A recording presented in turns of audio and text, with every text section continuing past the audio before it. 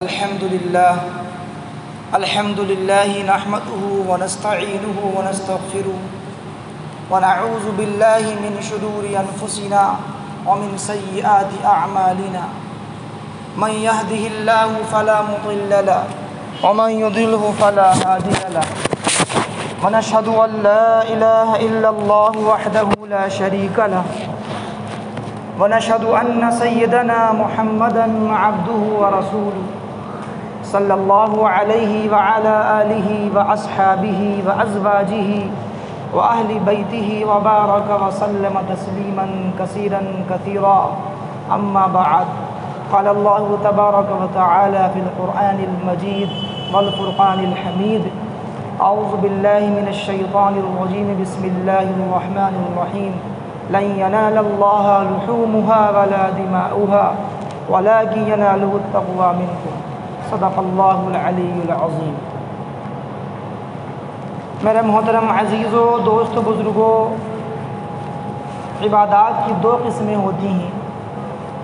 ایک عبادات وہ ہوتی ہیں جن کا تعلق آدمی کے جسموں سے ہوتا ہے، آدمی کے بدن سے ہوتا ہے اور بدن سے نکلنے والے اعمال سے ہوتا ہے، جس کو جسمانی عبادات کہا جاتا ہے، جیسے کہ نماز ہے، روزہ ہے۔ اور عبادات کی ایک قسم وہ ہوتی ہے جس کا تعلق مال سے ہوتا ہے، پیسے سے ہوتا ہے، جس کو عبادات مالیہ کہا جاتا ہے۔ حج ایک ایسی عبادت ہے جو عبادت مالی بھی ہے اور عبادت جانی بھی ہے، یعنی عبادت بدنی بھی ہے۔ اس میں آدمی کا جان بھی لگتا ہے اور مال بھی لگتا ہے۔ ایسے ہی جو ایام چل رہے ہیں، جو دن چل رہے ہیں، یہ دن جو ہے قربانی کے دن ہیں، اور کل سے انشاءاللہ ایام قربانی شروع ہو جائیں گی۔ یہ دن بھی اللہ کے نزدیک بڑے محبوب ترین دن ہیں اور ان کی بڑی اہمیت قرآن کریم کے اندر اور احادیث کے اندر آئی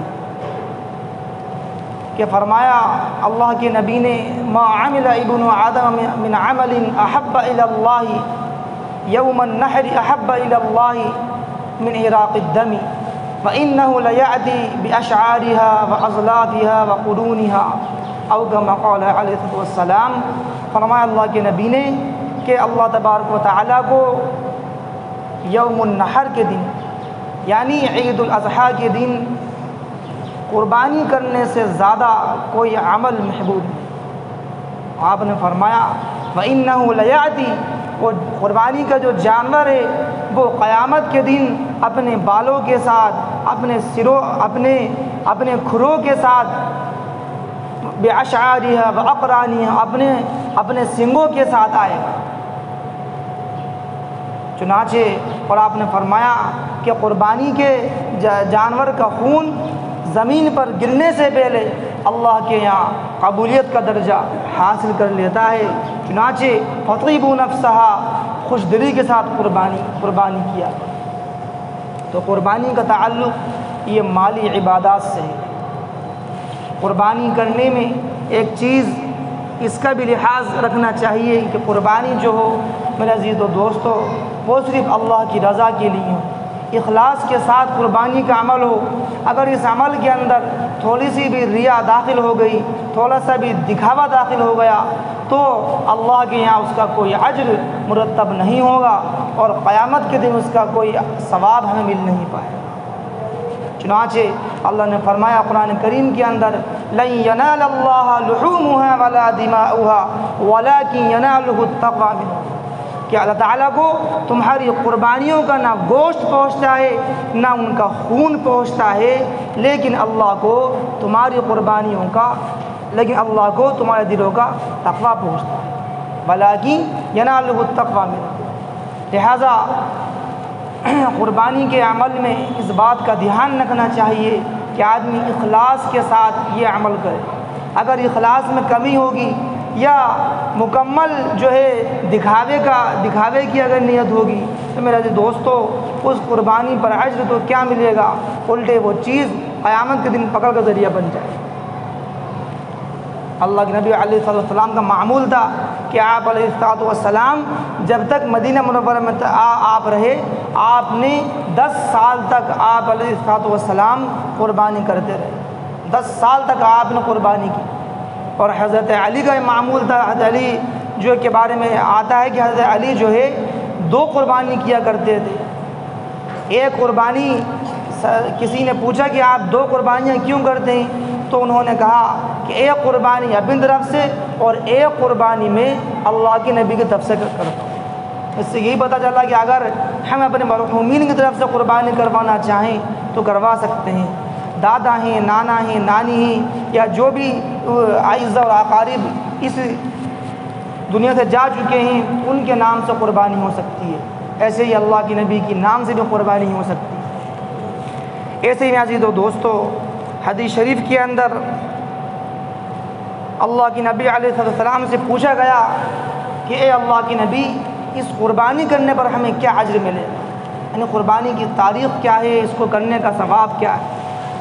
حضور نے فرمایا کہ قربانی یہ تمہارے باپ حضرت ابراہیم علیہ السلام کی سنت ہے، اور آپ نے فرمایا اس کے ہر قربانی کے جانور کے ہر بال کے بدلے میں 1 نیکی ملے گی۔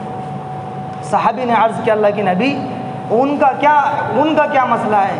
یعنی جن جانوروں کے جسم کے اوپر بال نہیں ہوتے، اون ہوتی ہے، تو ان کا کیا مسئلہ ہے؟ اس لیے کہ ایک جانور کے جسم کے اوپر لاکھوں کروڑوں کی تعداد کے اندر اون کے بال ہوتے ہیں، تو آپ نے فرمایا کہ ہر اون کے بدلے میں 1 نیکی ملے۔ آپ نے فرمایا کہ قربانی کا جو ہے خون زمین پر گرنے سے پہلے اللہ کے یہاں وہ قبول ہو جاتا ہے اور مقبول ہو جاتا ہے۔ اس لیے قربانی کے عمل میں اخلاص کے ساتھ یہ عمل کرنا چاہیے اور اللہ کی رضا کے لیے عمل کرنا چاہیے۔ دوسری چیز یہ ہے کہ قربانی واجب کس پر ہے؟ میں عزیز و دوستو گزشتہ بھی یہ مسئلہ عرض کیا تھا کہ قربانی ہر اس شخص پر واجب ہے جو صاحب نصاب ہو، جس کے پاس 52.5 تولہ چاندی یا 7.5 تولہ سونا یا چاندی کی قیمت کے بقدر اس کے پاس روپیہ پیسہ ان 3 دنوں کے اندر، یعنی قربانی کے 3 دنوں میں اس کے پاس اگر اتنا روپیہ پیسہ آ جائے جس میں 52.5 تولہ چاندی آ سکتی ہو، تو اس شخص کے اوپر قربانی کرنا واجب ہو جاتا ہے۔ اگر عورت کے پاس ہے تو عورت کے اوپر بھی قربانی واجب ہے۔ اگر مرد کے پاس اتنا روپیہ پیسہ ہے تو مرد کے لیے بھی قربانی کرنا واجب ہے۔ اگر گھر کے اندر 10 افراد ہیں اور 10 کے 10 صاحب حیثیت ہیں اور صاحب نصاب ہیں تو سب پر الگ الگ قربانی کرنا واجب ہوتا ہے۔ آج ایک بات یہ بھی چل رہی ہے کہ لوگ یہ سوچتے ہیں کہ بھائی گھر میں ایک آدمی نے بکرا کر دیا تو وہ گویا کہ سب کی طرف سے کافی ہو۔ نہیں میرے دوستو، میں نے عرض کیا اگر گھر کے اندر 10 افراد ہیں اور 10 کے 10 صاحب حیثیت ہیں اور صاحب نصاب ہیں تو 10 کے اوپر قربانی کرنا واجب ہوگی۔ اگر بکرا نہیں کر سکتا تو کم سے کم پالے کے اندر حصہ ڈال، لیکن قربانی کرنا واجب ہوگی۔ زکوٰۃ کے اندر اور قربانی کرنے میں ایک فرق ہے کہ زکوٰۃ ادا کرنے کے لیے، زکوٰۃ دینے کے لیے حولان حول کا ہونا شرط ہے، یعنی سال کا گزرنا مال کے اوپر شرط ہے۔ زکوٰۃ ادا کرنے کے لیے مال پر سال کا گزرنا شرط ہے، لیکن قربانی کرنے کے لیے اور قربانی کے وجوب کے لیے مال پر سال کا گزرنا ہی شرط ہے۔ اگر ہمارے پاس لوگ یہ بھی کہتے ہیں کہ صاحب ہم تو صاحب نصاب نہیں ہیں، سال نہیں گزرا، نہیں میرے دوستو، اگر 5 مہینے پہلے بھی پیسہ آیا ہمارے پاس، اگر 2 مہینے پہلے ہی پیسہ آیا، یہاں تک کہ ایام قربانی کے جو 3 دن ہیں، عید، باسی، تباسی، ان 3 دنوں میں سے اگر کسی دن بھی اگر اتنا روپیہ پیسہ آ گیا جس میں 52.5 تولہ چاندی آ سکتی ہے تو وہ شخص شریعت کی نگاہ میں صاحب نصاب ہے اور اس پر قربانی کرنا وہ واجب ہے۔ دوسرا مسئلہ جانوروں کی عمر کے تعلق سے، شریعت کے اندر جن جانوروں کی قربانی کرنا واجب ہے وہ جانور مخصوص ہیں اور متعین ہیں، یعنی کہ ہر کسی جانور کو اٹھا کر ذبح کر دیا، نیل گائے کو ذبح کر دیا، ایسے ہی کسی دوسرے پرندے کو ذبح کر دیا۔ نہیں میرے دوستو، قربانی کے جانور متعین ہیں، قربانی کے ایام متعین ہیں، قربانی کے جانوروں کے تعلق سے کچھ شرائط بھی ہیں۔ لہذا فرمایا اللہ کے نبی نے کہ بکرا یا بکری اگر کوئی قربان کرے تو اس کے لیے جانور کا 1 سال کا مکمل ہونا شرط ہے اور ضروری ہے۔ 1 سال مکمل کر لیا ہو اور دوسرے سال کے اندر وہ داخل ہو چکا ہو، بکرا ہو چاہے بکری ہو۔ ایسے ہی دمبا یا دمبی، مینڈا یا مینڈی، ان کے لیے بھی شرط یہی ہے کہ کم سے کم 1 سال کا دمبا ہو، 1 سال کا مینڈا ہو۔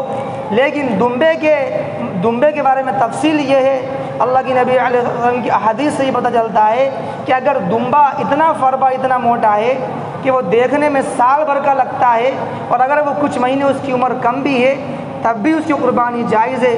مثلا دمبا جو ہے وہ 10 مہینے کا ہے یا 11 مہینے کا ہے، لیکن دکھنے میں وہ سال بھر کا دکھتا ہے اور موٹا فربا ہے، تو وہ سال بھر سے کم دمبے اور بھیڑ کی بھی قربانی ہو سکتی ہے۔ لیکن یہ بات یاد رہے، یہ مسئلہ صرف دمبے کے تعلق سے ہے، یہ مسئلہ بکرے کے تعلق سے نہیں۔ بکرے کے لیے تو پورے 1 سال کا ہونا شرط ہے اور ضروری ہے۔ اگر 1 سال کے اندر چند دن بھی کم ہے، بلکہ 1 دن بھی اگر کم ہے تو وہ قربانی ادا نہیں ہوگی۔ وہ عام گوشت اتنا عام گوشت ہو جائے گا، آدمی اس کو کھا لے، لیکن وہ اضحیہ نہیں کہلائے گی، وہ عام گوشت ہو جائے گا۔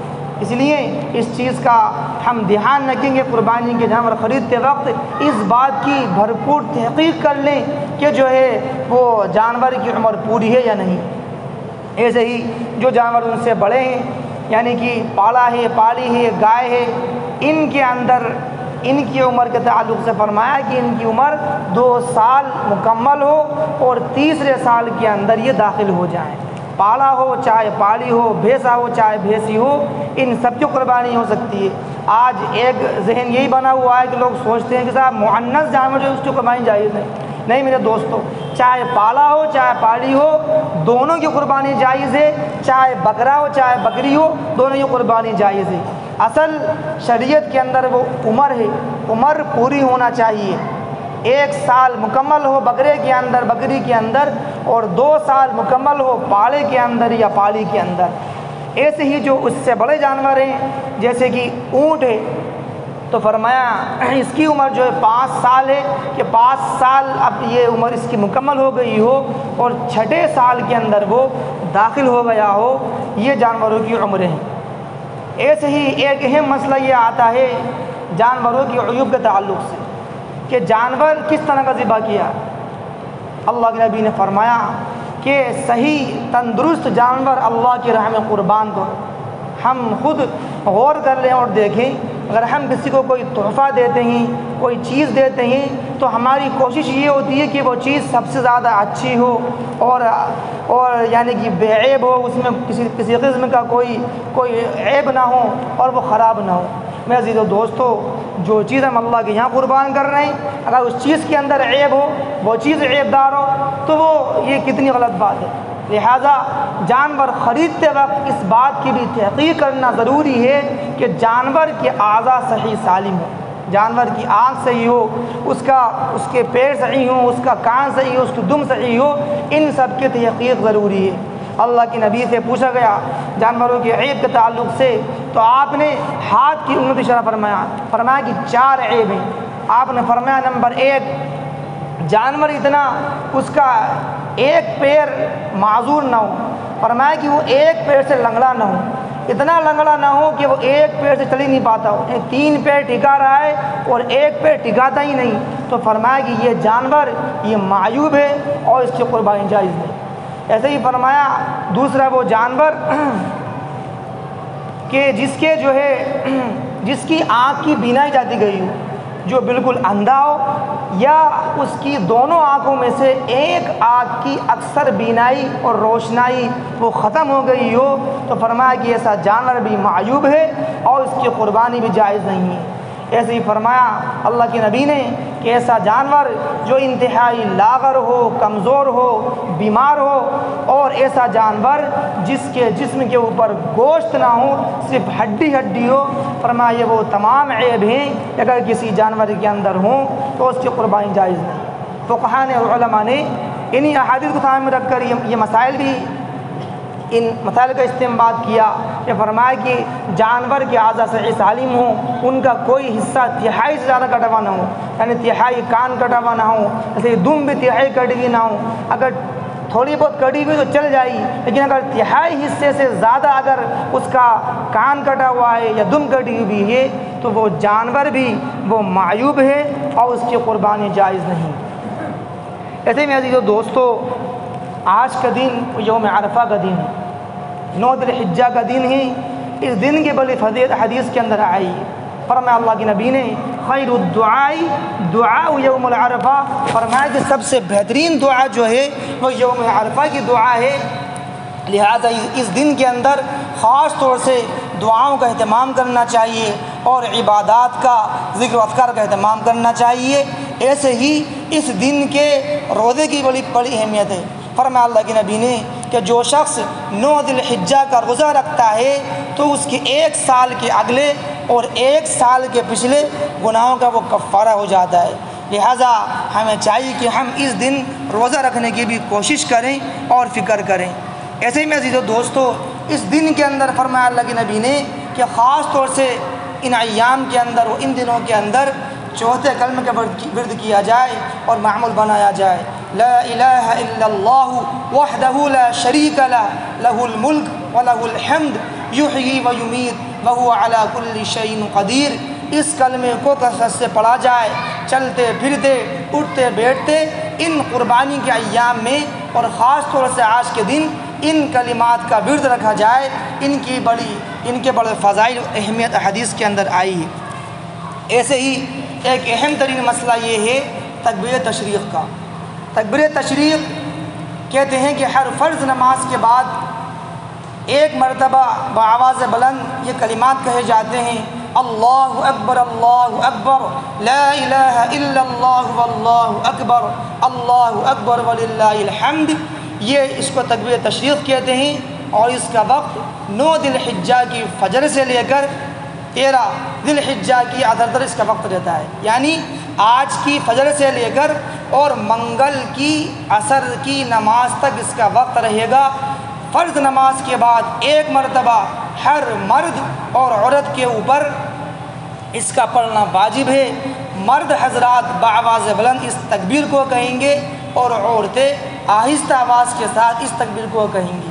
عام طور سے مسجدوں کے اندر اس کا ماحول ہوتا ہے، لیکن گھروں کے اندر خواتین کو یہ مسئلہ نہیں پتہ ہوتا، اس لیے ہمیں چاہیے کہ ہم اپنی خواتین کو بھی یہ مسئلہ بتائیں کہ ان 4 دنوں کے اندر، یعنی آج سے لے کر اور منگل تک، 9 ذی الحجہ سے لے کر اور 13 ذی الحجہ کی عصر تک، منگل کی عصر تک، ہر فرض نماز کے بعد 1 مرتبہ ان کلمات کو پڑھنا ہر مسلمان مرد اور عورت کے اوپر وہ واجب ہے۔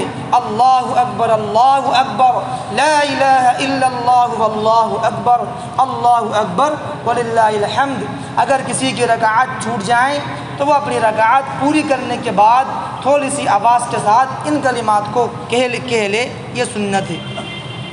ایسے میں یہ دوستو آخری بات عرض کر دوں، کل عید کا دن ہے، عید الاضحیٰ ہے۔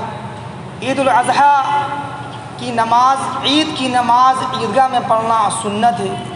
آپ علیہ السلام عید کی نماز عیدگاہ ہی میں پڑھا کرتے تھے، اور بغیر کسی عذر کے آپ نے کبھی عید کی نماز کہیں اور نہیں پڑھی۔ لہٰذا ہمیں چاہیے کہ ہم سب عیدگاہ جانے کی کوشش کریں، فکر کریں۔ اگر ہمارا تھوڑا کھانا آگے پیچھے ہو بھی جائے تو اس کی پرواہ نہ کریں، اس لیے کہ سال میں صرف 2 مواقع ایسے آتے ہیں کہ ہماری اجتماعیت کا مظاہرہ ہوتا ہے، ہماری طاقت قوت جو ہے وہ دکھتی ہے، اور اس میں بڑی حکمت شریعت نے رکھی ہیں۔ اس لیے عیدگاہ کے اندر عیدگاہ کی نماز پڑھنے کا اہتمام کیا جائے۔ عیدگاہ کی سنتیں یہ ہیں کہ صبح سویرے جلدی اٹھیں، غسل کریں، خوشبو لگائیں، عطر لگائیں، اگر اللہ نے حیثیت دی ہے تو اچھے کپڑے بنوائیں، نئے کپڑے بنوائیں، اگر نئے کپڑے نہ ہوں تو پرانے کپڑوں میں سب سے اچھے کپڑے جو ہیں ان کو پہن کر جائیں۔ مسواک کی جائے، اور ایسے ہی مسواک کر جائیں، اور گھر سے جب نکلیں، فرمایا اللہ کے نبی نے کہ عید الفطر کے اندر مستحب یہ ہے کہ آہستہ آواز کے ساتھ تکبیر کہیں، اور عید الاضحیٰ کے اندر آواز کے ساتھ اس تکبیر کو کہتے ہوئے چلیں، اللہ اکبر لا الہ الا اللہ واللہ اکبر وللہ الحمد۔ ایک سنت یہ ہے کہ ایک راستے سے جائیں اور دوسرے راستے سے واپس آئیں۔ عید الفطر کے اندر اللہ کے نبی کا معمول تھا کہ آپ علیہ السلام کچھ کھا کر، کچھ میٹھی چیز کھا کر جایا کرتے تھے، اور عید الاضحیٰ میں آپ کا یہ معمول تھا کہ آپ اپنی قربانی کے گوشت سے ہی صبح کا کھانا تناول فرمایا کرتے تھے۔ اس لیے مستحب و سنت یہ ہے کہ اپنے قربانی کے گوشت سے ہی وہ کھانے کا آغاز کریں، وہ کھانا شروع کریں۔ ایسی میں عزیزو دوستو راستے کے اندر ہنگامہ کرتے ہوئے نہ جائیں، پرسکون طریقے سے ہم جائیں اور پرسکون طریقے سے جو ہے ہم واپس آئیں، اور عیدگاہ میں جو ہے نماز کے بعد جو ہے وہ واپس ہوں۔ یہ چند سنت عید کے دیں۔ اللہ تعالیٰ مجھے بھی آپ کو بھی ان تمام باتوں پر عمل کرنے کی توفیق عطا فرمائے۔ وآخر دعوانا ان الحمد للہ رب العالمین۔